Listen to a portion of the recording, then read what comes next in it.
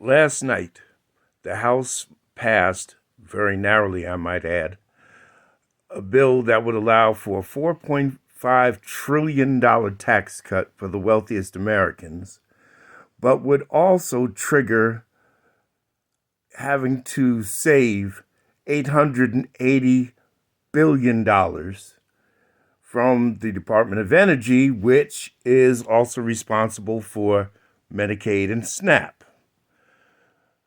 Now, I warned you about this yesterday. So my question to you is, did you do something? Let me explain. You see, there is no greater force on this planet than the American people. When we're united, we come together and we can get something done. But if we sit back, nothing is going to happen. Yesterday, I posted about this on YouTube, on Facebook, in several places, both written and recorded, and on Blue Sky.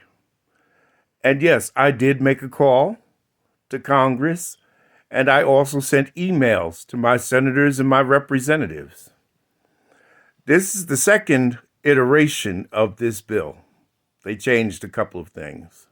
So now it's going to the Senate, and the Senate has to see if they're cool with the changes.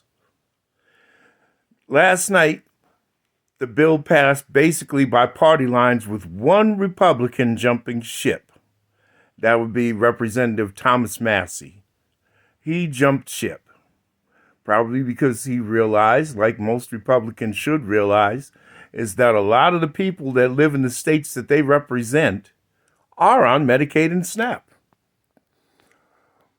If you are disabled, if you're elderly, if you are low income, if you have children, and especially if you have children, it is more than important for you to rise up. There are so many tools out there now, ResistBot, where they write the letter for you. All you have to do is provide your email address and your name. You can call Congress. It's an 866 number. It only takes a minute or two. But if enough of us do it, we can affect the change that we need. I know that you shouldn't be happy with the prospect of giving the wealthiest Americans $4.5 trillion in tax cuts, and you're living paycheck to paycheck. You're having trouble buying eggs and keeping gas in the car. Does it make sense to you? And now you're going to have to pay for a doctor. You're going to have to spend more on food because SNAP will be cut. You know, that little $292 a month or whatever you get sure does come in handy.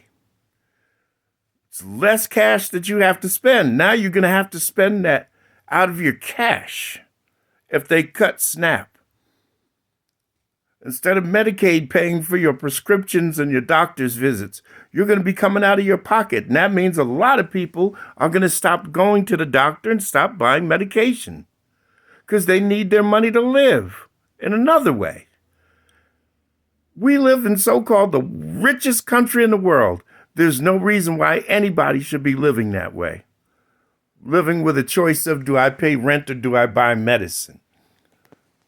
It makes no sense. So how do we stop it? We have to unite. We have to come together. We have to let our representatives know. We don't work for Donald Trump. We don't work for J.D. Vance. We don't work for Elon Musk. They work for us. And to be frank about it, Elon Musk shouldn't have anything to say about anything. Nobody elected him. Nobody appointed him. Our senators and our congresspeople, we elected them. They didn't elect themselves.